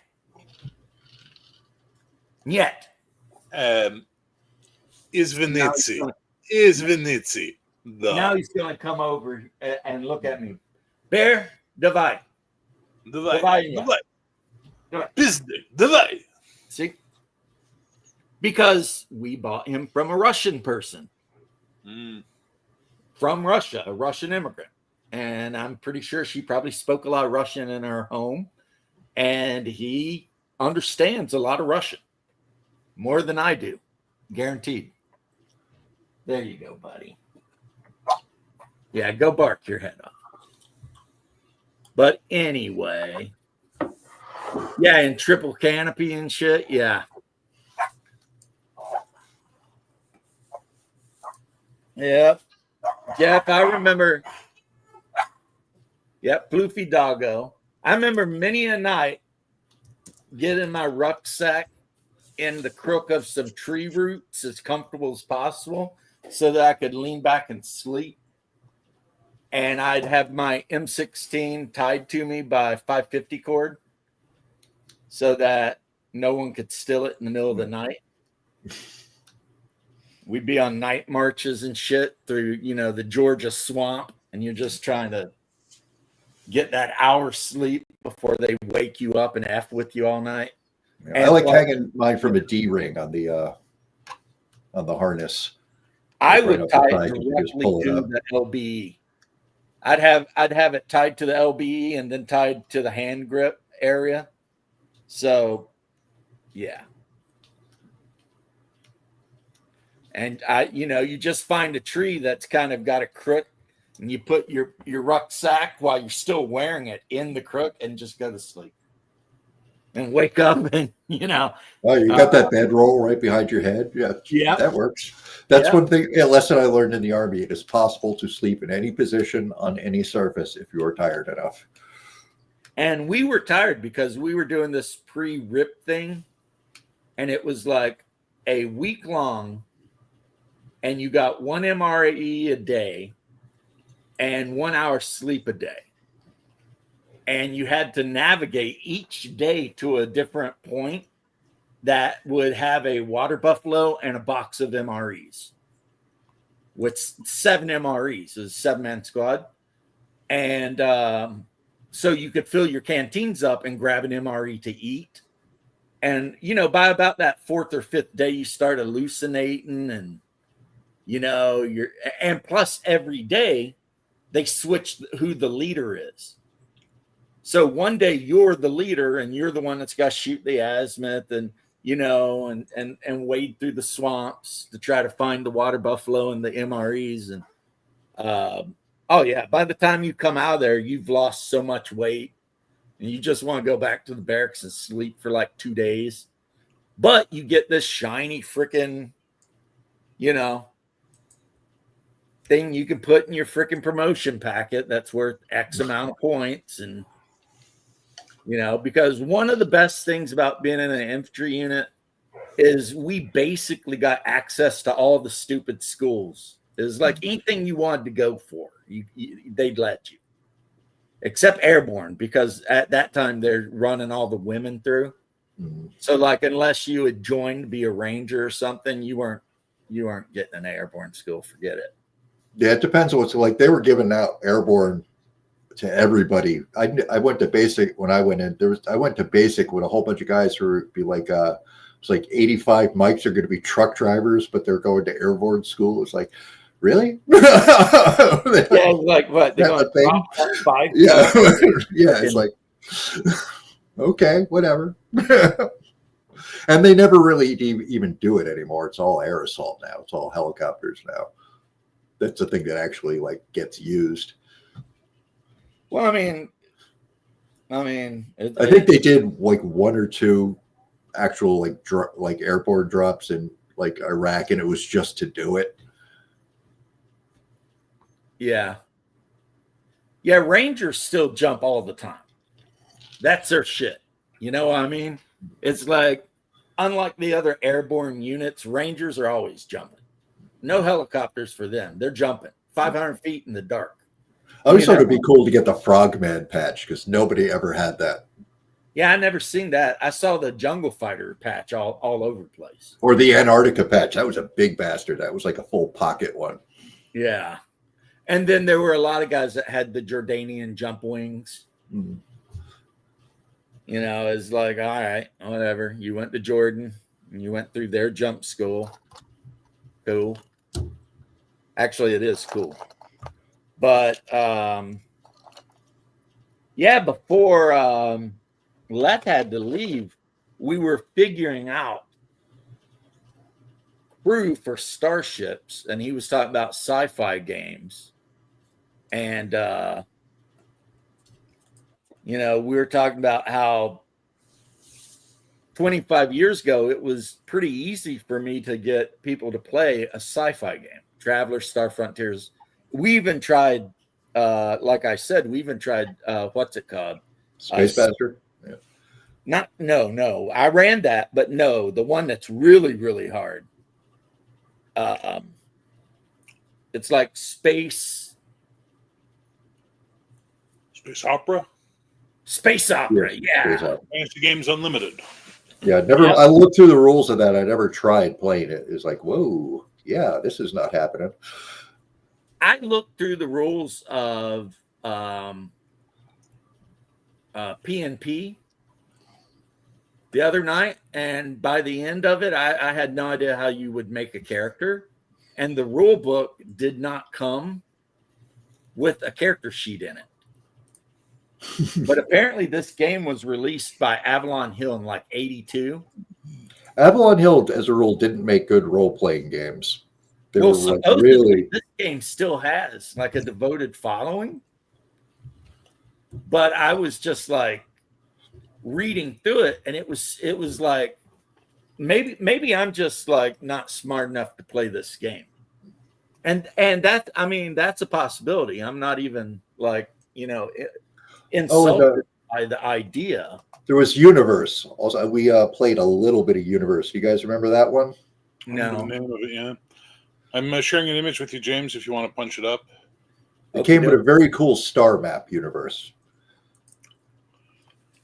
So this is the cover for my my awesome post-apocalyptic thing. Oh, wicked! Awesome. Me like.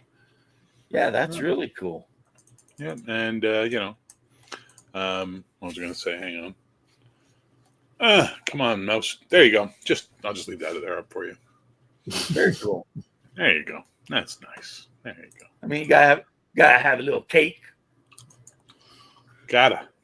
It's required by law. Right. But yeah, what was PNP? I'm looking at my PDFs to see what it was actually called. PNP? It's Somethings and Perils. No idea. That sounds familiar. And it was put out by Avalon Hill in like '83. And there's still like a huge following for it somewhere. But I'll be damned if I can figure out how to make a character or anything. It was like I was looking at it and I was like, what even in the hell is this? Powers and Perils. Powers and Perils. Yeah, it was like, because there was just so much like math. Because you picked your race, which added what they called factors. Then you rolled some dice and that added factors. Then you rolled some more dice and added a bonus. And that added what your maximum attribute was versus what your starting attribute was. And then you got points based on different factors and whatever to buy skills. And I mean, I was just like, what is going on here? This is some absolutely crazy ass shit. But apparently, like in other parts of the world, there's a lot of people that are like, no, we love this shit.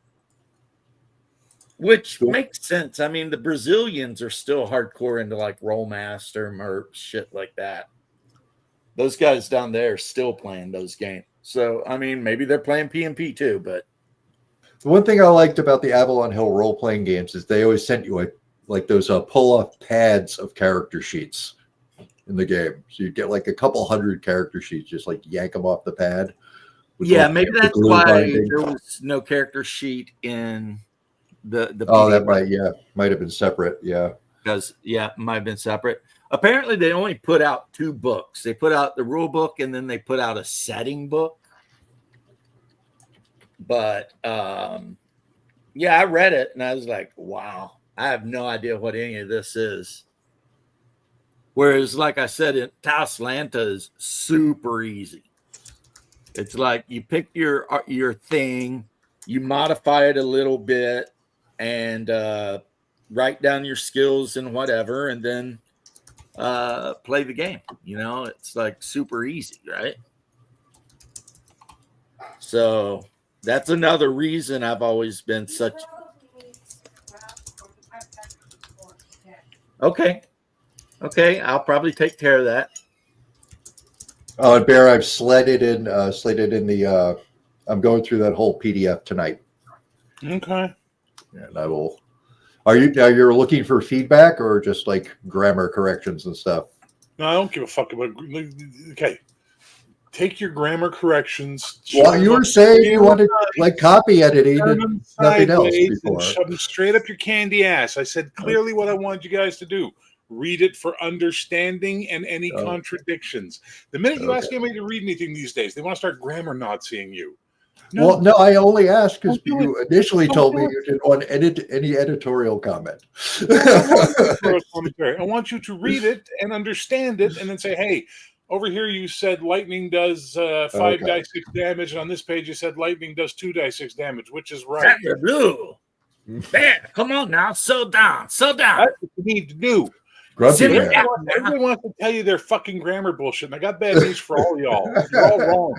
I run my shit through like programs to make sure the grammar's right, and then you all bring your bullshit grammar into the table. Anyway, I hope somebody understood who I was copying. Who are you copying? I didn't understand who you were copying. There used to be a guy that would be on TV. I forget his name, but he was called the Cajun Chef. Oh, that guy. Yeah. And he'd always be like, "Simmer down now, simmer down, simmer down now." And, you know, and he was funny. Like when he'd be stirring whatever he was cooking, gumbo or something, and he'd always talk. His belly would jiggle, and he'd always be like, "That's how you know you're stirring it right. You gotta get that belly jiggling," you know, and all that shit. That guy was hilarious, man. And he's talking all that Cajun, so using grammar totally incorrectly, using past terms in the like, this is what we gonna did now. And it's like, what? Okay. And I'll roll with it. You know, we gonna go done did this. And simmer down. But yeah, I forget his name, but he was just a big heavy set, kind of bald guy. I just remember that guy. Simmer down now. And he made a bunch of Cajun food. That was his thing, is making Cajun food. I would watch him, and I would watch the Queen of Butter. Oh, what's her name? What the hell's her name? I don't know, but she was like a spy at one point. And Julia Childs, wasn't she in the OSI? Yeah. They call her the Queen of Butter because she was always doing French recipes, and apparently French food, most of it involves like 8 pounds of butter. And that's about it. Here's how you cut a Nazi's throat. Yeah, and then afterwards, her husband use it as a garnish or something. And sorry, say again. Her husband was a diplomat. They were stationed in France, so he was always gone doing whatever diplomats do. And so she decided to learn high French cuisine and then write a book about it so that she could introduce it to America. And that's kind of was her whole thing, you know, this like super high-end French cuisine, teaching people how to cook it at home. Trying to take the mystery out of it, I guess. Because I don't know why, but I loved watching her. You know, she's a big lady too, and I don't mean fat. Yeah, she was really tall. She was like 6'3" or something. Yeah, she was a big lady. Like, you'd be worried. Like she was a mighty big girl for her age. Hey, mighty big girl for her age. If there's one thing I've recently and definitely, sorry, it's an Exotic Adrian Street song. Remember him? Mm-hmm.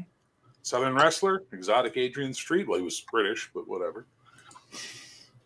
I have recently discovered that some girls are bigger than others. Some girls are bigger than others. Some girls' mothers are bigger than other girls' mothers. It's like Morrissey. What? What? Okay. I don't know what you mean, man. What are you talking about? I mean, but that was Morrissey. I'm developing more respect for Morrissey lately. He's a base dude. Some of his ideas are a little wacky, You take you're developing more respect for Morrissey. What are you getting, like, super depressed? Is that what's going on? No, if I really want to kill myself, I'll listen to New Order. New Order and Joy Division. That'll do it. New Order's okay. It's all. I'm just going to put on Blue Monday and leave this pistol on the table. Exactly. It's on Blue Monday on repeat. See at what point you're Everybody knows that beat when it starts. Eventually,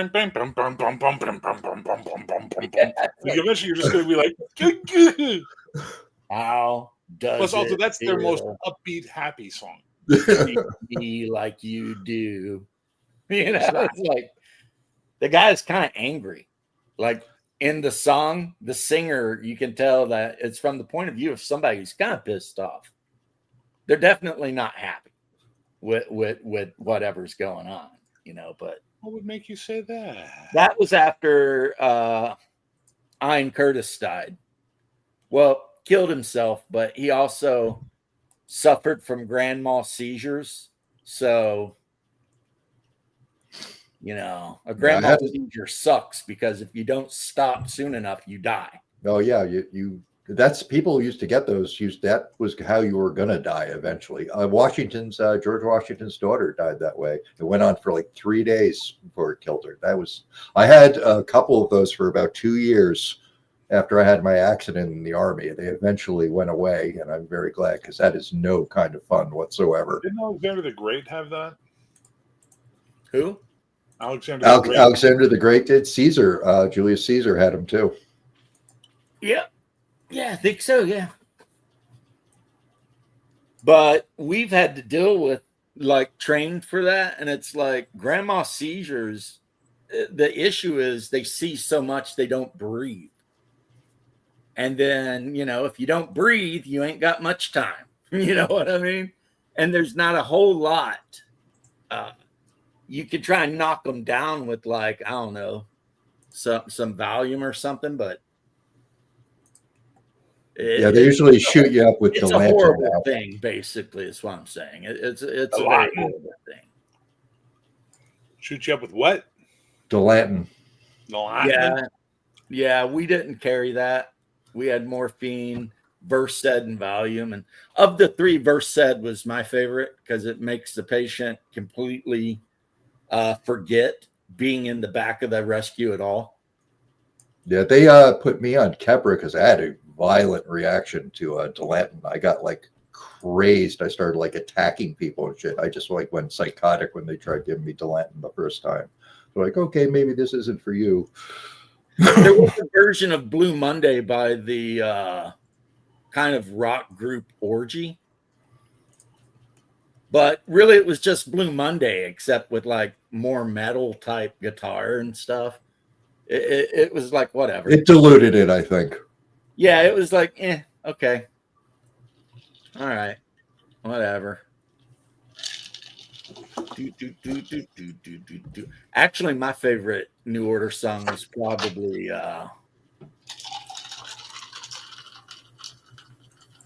the one where he's like, every time I see your face, I get down on my knees and pray. Every time I see you falling, I get down on my knees and pray.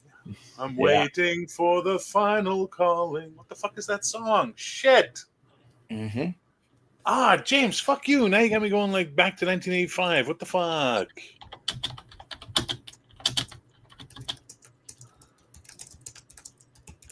Yeah, it's a good song. Bizarre Love Triangle.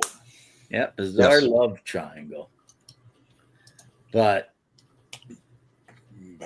I mean, the remake of Hungar's in the green room, by the way.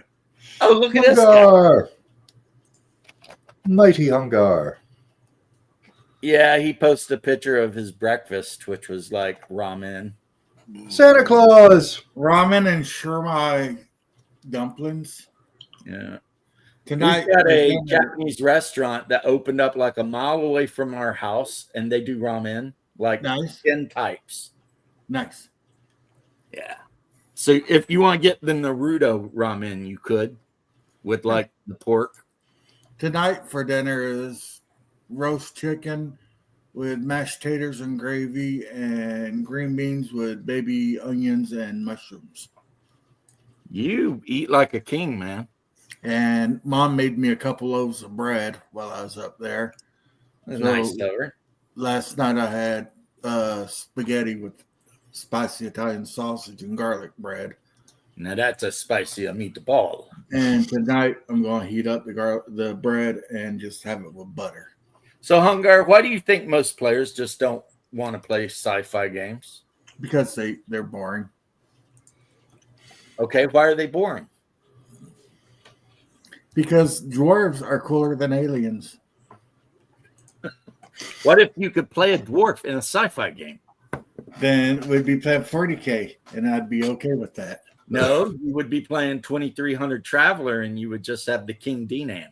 Or you'd be playing Starfinder, or you'd be playing Starjammer, or There's tons of stuff. I'm okay with that. I'm okay with outdoing. I never liked Magic and sci-fi mixed together for the most part. And yet you're going to play in my fucking Moonfell game. Well, it's different.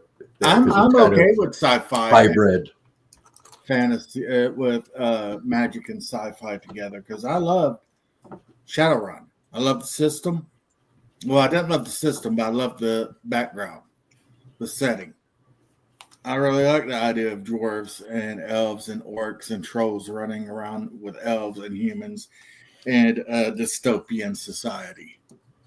Yeah, they did a pretty good, like, when you consider that was put out shortly after the AIDS epidemic scare, they kind of did a really good job of explaining everything, because it was like, okay, I mean, we kind of did live through a weird thing. And now you're saying in the year 2052, some people are going to get this HPV virus and it's going to cause them to goblinize into orcs or something. Goblins.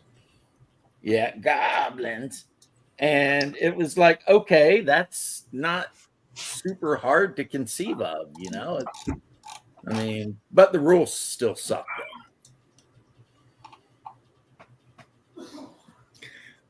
Piers Anthony. Like, my favorite Piers Anthony is probably On a Pale Horse. That will always be my favorite one. All the incarnations of Immortality books were pretty good. Yeah, but that one I really like. Well, that one was great because, yeah.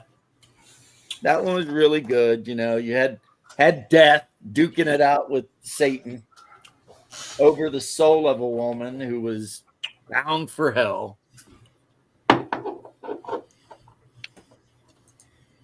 I liked it, like how they said, if your soul is completely balanced between good and evil, you just go to the mansion of death and have to work for him. So, like, all the people who worked for death were people who had died and their souls were completely balanced. You need to check the group chat because people are asking about game tonight in the group chat. The One Ring, unless Warren wants to step up and run Vampire. That's what they're asking. And since you're running the game tonight, see, I don't have to worry about game on Sunday. I am not running Vampire, and Warren is. I'm not worried about game on Sunday because I got game every day of the fucking week.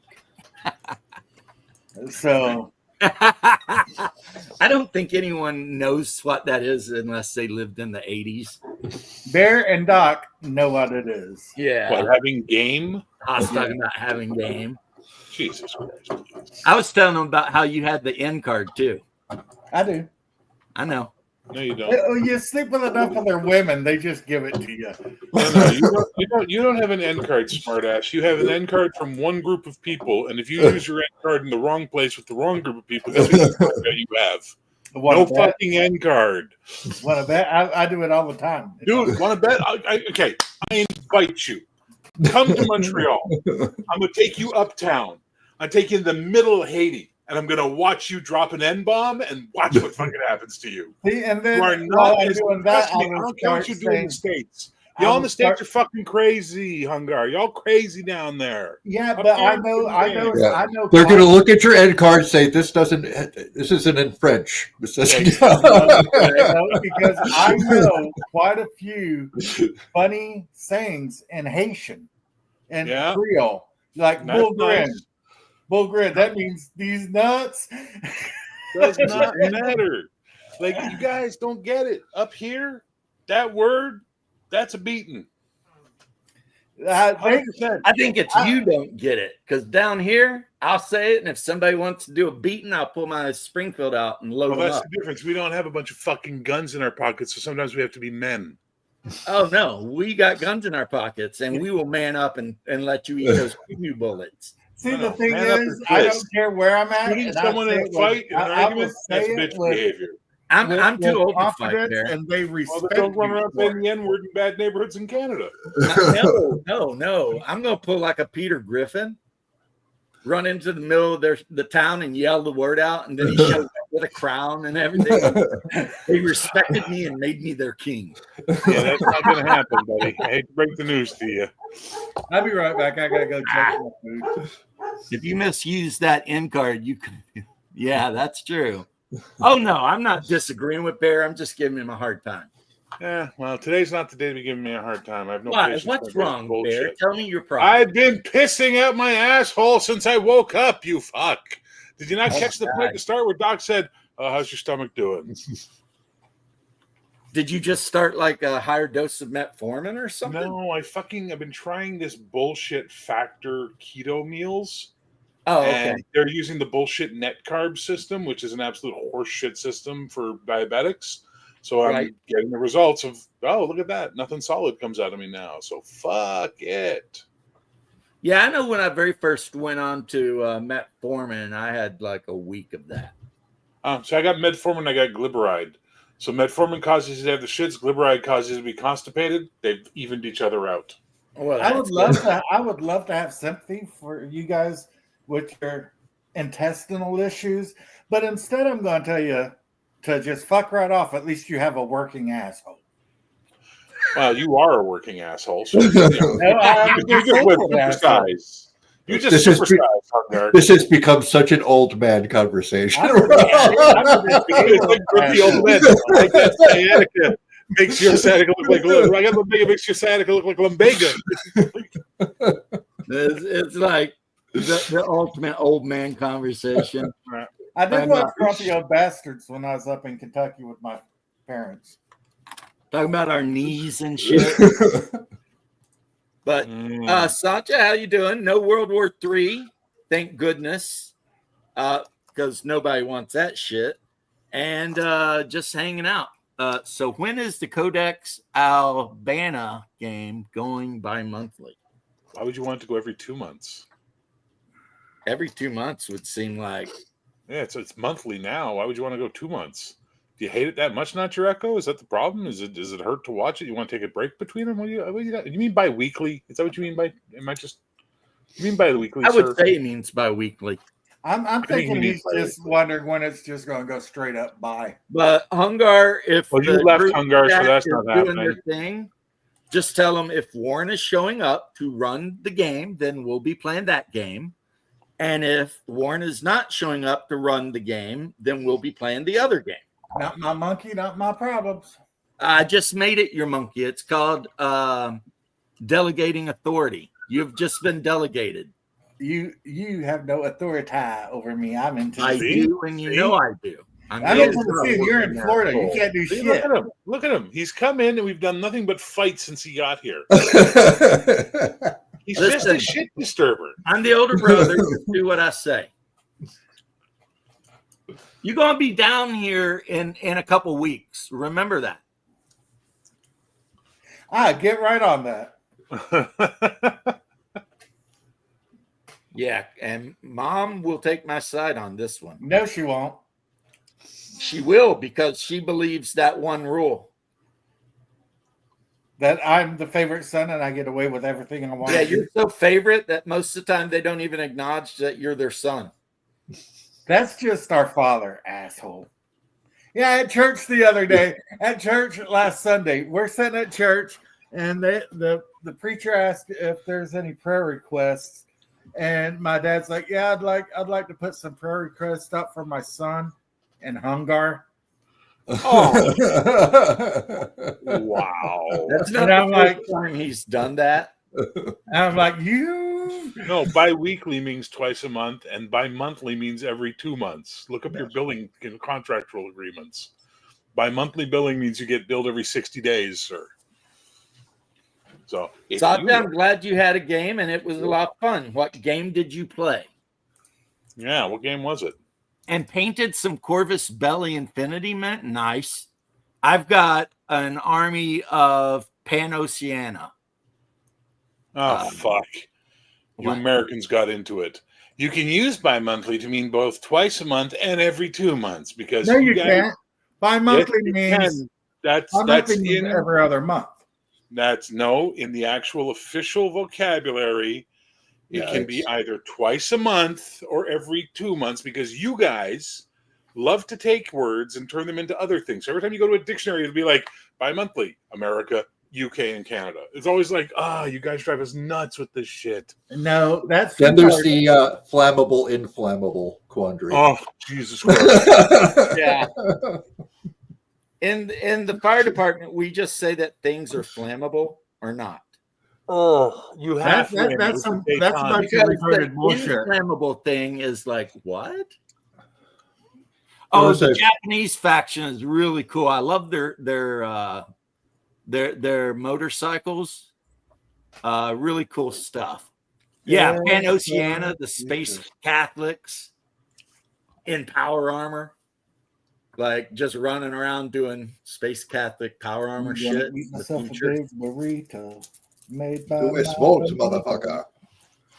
Yeah. Anyway, Breaking Sinatra, it's never going to be bi-weekly because Yield Geek can't do the other Saturday. He can't do it. He's got a conflict. He is a conflict. So sadly, it remains a monthly game. And guess who I got to play?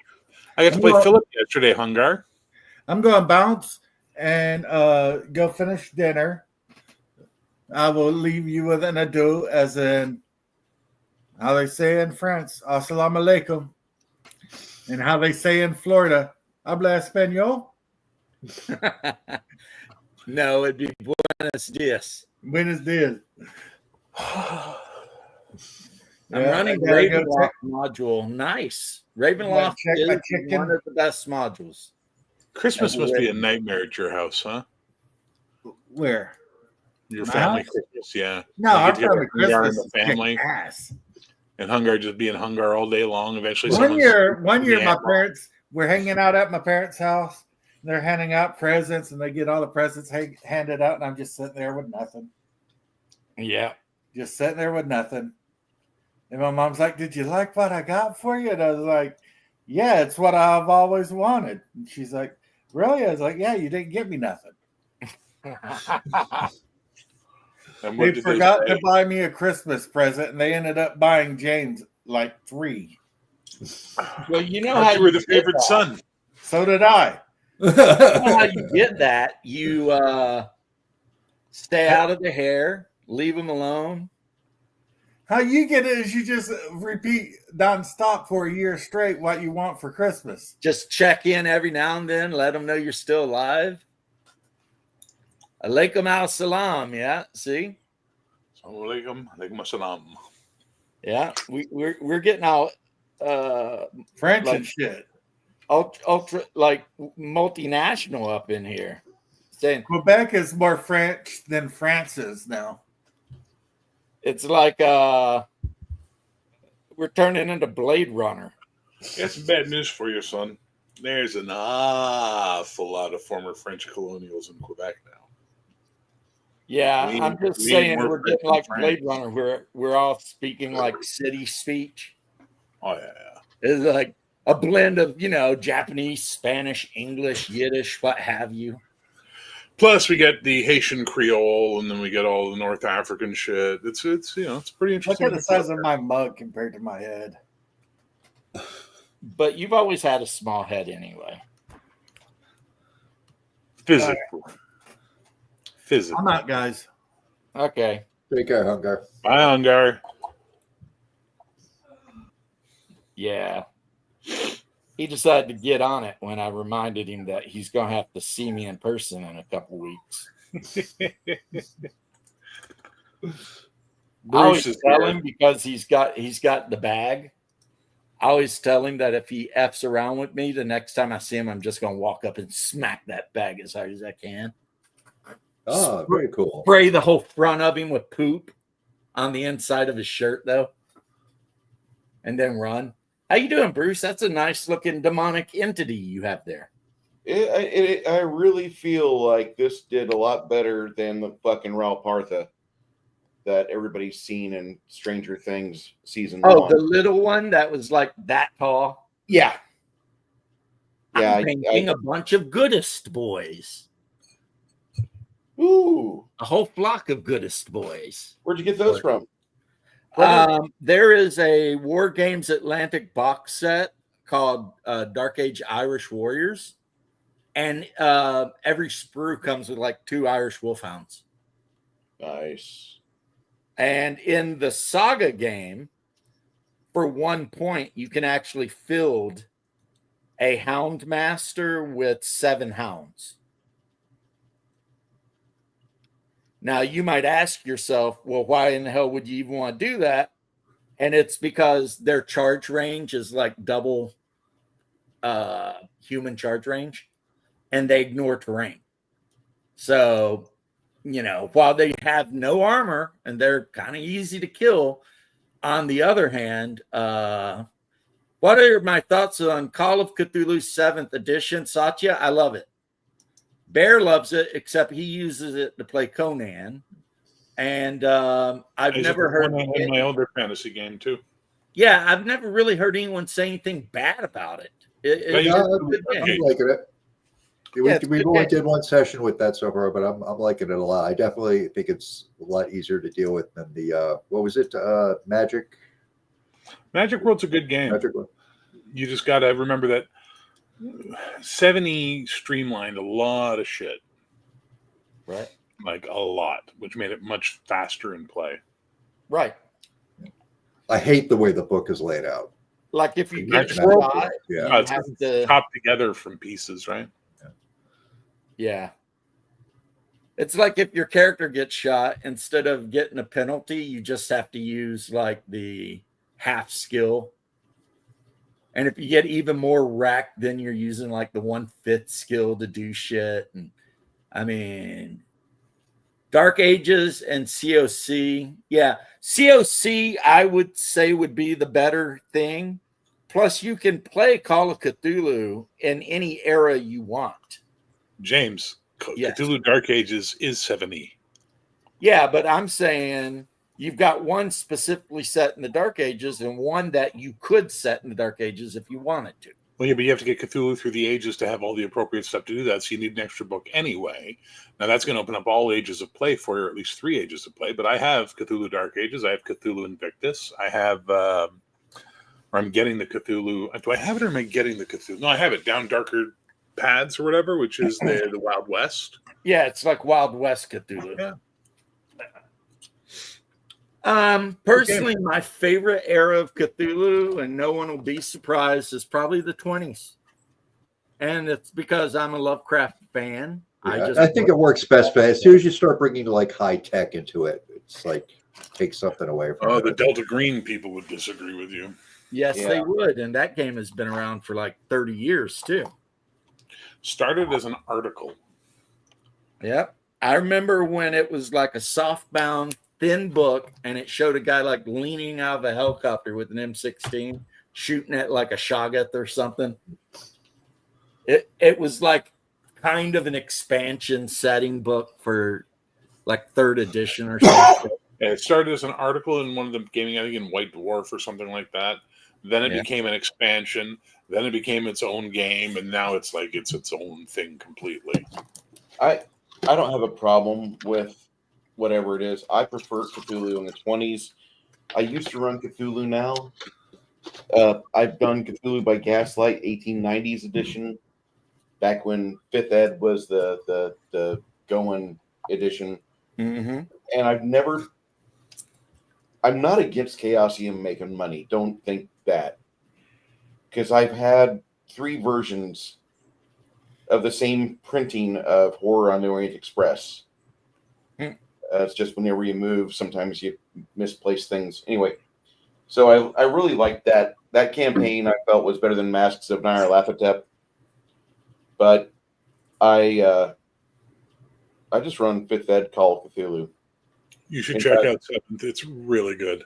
What, they fixed so much of the system. There was nothing that was broken for me in 5th, so I'm just not going to upgrade. No, there was nothing broken for me in 5th either. There was nothing broken for me in Magic World until I saw what they did, and I went, "Oh shit! I never realized that shit could actually be made easier and simpler and smarter." That's what Call of Cthulhu 7th did. Was someone finally had the balls to go, okay, some of this legacy shit we've been holding on to since RuneQuest 2 is time to let go of and find a better way to do it. I must be dense, and I'm willing to even admit that, but I haven't seen something that makes me go, I could do this better. And that's Resistance table. I can absolutely tell you the resistance table, the nightmare of most BRP players for the better part of 40 years, is now gone in Cthulhu 7 because they just use your goddamn attributes like you should. By having to be percentiles. What's the resistance table? There might be something I don't. When I run Cthulhu, like, there's things that I will not use from COC5. Clearly the resistance table would be one of them then. Resistance table is a part of BRP when you wanted to have 2 things competing against the other. It was usually for player versus player, player versus NPC when they were doing an opposed action. You had to take the attribute, multiply it by 5 to get the percentile, then go to the table, cross-index, and find out what percentage chance the one person had to succeed. That sounds it was a pointless thing. They got rid of it in 7E. What they do? They just made your goddamn attributes from 1 to 100 finally, as opposed to this 3 to 18 bullshit they kept doing. Okay. And it works perfectly now. And now you just roll off against each other, and whoever gets the better success wins. Yep. It's really kind of simple now. You just kind of do your thing. You like Crunch, so that's the thing, though, Bruce. You like Crunch. I'm a big fan of Crunch, but I thought the resistance shit in 5, and I never played RuneQuest 1, 2, 3, whatever, however many there are. Because RuneQuest is great, but we never looked at Glorantha like it was serious. No. Glorantha is shit. Yeah. The only RuneQuest I will play is like RuneQuest 3 by Avalon Hill because they specifically didn't put it in Glorantha. And then they did after. They got into it that way. So I'm very, I don't know. I'm okay. Maybe I might need to buy 7th Ed, but it's worth it. I don't have time in the foreseeable future to run it. Well, I mean, best Cthulhu I ever played. You're never going to run it. Best Cthulhu campaign I ever played in was Cthulhu Atomic Age, 1950s Vegas. That could be fun. Fuck, was that a fun campaign? My guy was a Korean war vet who basically just stayed in Southeast Asia for the next 5 years and just fucking bummed around Siam and all that shit. See, it was fun.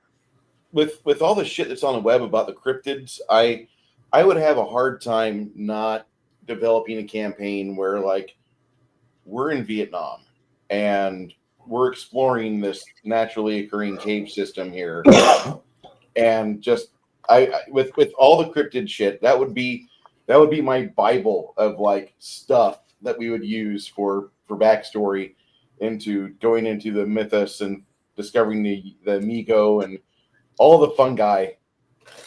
That's why you invite them to parties, because they're fungi. Mm-hmm. Yeah. I don't know. I think if I were going to try to run a game of Call of Cthulhu 7th edition now, I would probably set it in Appalachia. Appalachia, I would set the main area in Cincinnati, maybe, or Lexington or something like that. Louisville. Yeah, a city. But then as investigators, they would be called out to different locations all around, from Pennsylvania all the way down to Georgia. They might Can I be called suggest, out. gentlemen? May I suggest? Forget your Call of Cthulhu. Y'all want to play chill. because then you can do all your cryptids, do all your ghosts, do all your Kentucky goblins, and you don't have to figure out how to tie them into the mythos. They can just be these things people have to go deal with. Well, we could You can just go grab your wait for the STP favorite stories and use those as plots. You know, you can do whatever you want. Chill is an amazing, not the new version. The new version shit. It suffers from fucking Final Flight games or Fantasy Flight games syndrome of I gotta have tokens you can flip and fuck off. But you go get the Mayfair chill, awesome. Well, guys, I have to apologize, but I have to take off because my wife threatened to murder me if I didn't go do something. Well, then, Avoid being murdered. for the love of God, go do it. I thought you about murder. She's like, you better take care of this before the people show up or I'll murder you. So I'm taking off. Oh, she's bringing groceries in. So I got to take off and do stuff for the wife so that I don't get killed in my sleep. And when a Dane says they're going to kill you, they mean it. Go. Yep. Later, all. Later. Peace and love. Later, everybody. Bye, boys. Feel better, Bear.